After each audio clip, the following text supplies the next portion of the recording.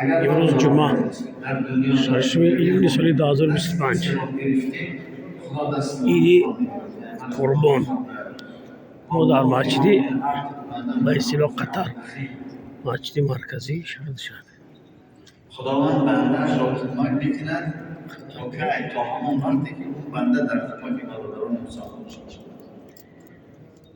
در حدیث دیگر پیامبر خدا می‌فرماید یسر علی المسلمین یسر الله علیه فی الدنیا و الاخره.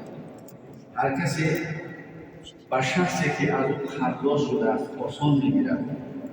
در حقیقت این موضوع هست اما قرض باید مگر بازگرداندنش موضوع برای انسان قرضدار. اما بعضی قرض دهنده‌هایی هستند که آنچنان نسبت قرضدار فشار می‌آورند حتی نمی‌گذارند که همون انسان براحت کار و زندگی کنند، سختگیری میکنند. پیامبر خدا میگه هر کسی که به جون شخصیت ها سختگیری میکند آسان میگیرد، سختگیری نمیکند بلکه آسان میگیرد. یک برادر 3 ماه دیگر وقت شد گفتم تو از جمله بندگان خدا بدهید.